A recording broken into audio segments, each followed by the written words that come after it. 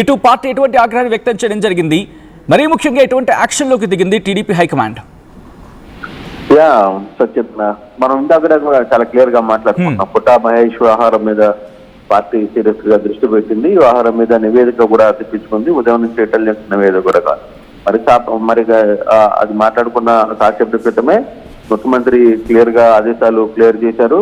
పుట్టా Mahesh MP ఇక మీదట రాజకీయ అంటే తెలుగుదేశం పార్టీ కార్యక్రమాలకి దూరంగా ఉండాలి అని ఆయన పార్టీకి అధిష్టానం ఆదేశం చేసింది.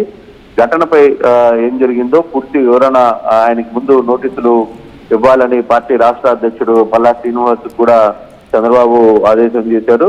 మరోవైపు పుట్టా మహేష్ డ్రగ్స్ కేసులో పట్టుకున్న అంశం మీద నివేదిక కూడా ఒకటి రిపోర్టు తయారు చేసి ఇవ్వాలని కూడా చెప్పారు. మరోవైపు ఆయన క్లియర్ గా ఒక మాట చెప్పారు, డ్రగ్స్ వంటి ఘటనలో ఎవరు ఉన్నా ఉపేక్షించేది లేదని చాలా స్పష్టంగా ముఖ్యమంత్రి ఆదేశాలు. వ్యక్తులు నేతలు తప్పులకు పార్టీ నష్టపోయే పరిస్థితి రానివ్వను అని చెప్పి సీఎం క్లియర్ గా చెప్పారు. ఈ దశలో కొంత కీలకమైన నిర్ణయాలు రాబోతున్నాయి. ఈ రోజు రేపు కొంత పుట్టా మహేష్ కు సంబంధించిన వ్యవహారంలో కొంత సీరియస్ ఇష్యూ రాబోతుంది. ఇప్పటికే పల్లా శ్రీనివాస్ ఈ రోజు నోటీసులు ఇవ్వబోతున్నారు ఆయనకి, అసలు ఏం జరుగుతుంది.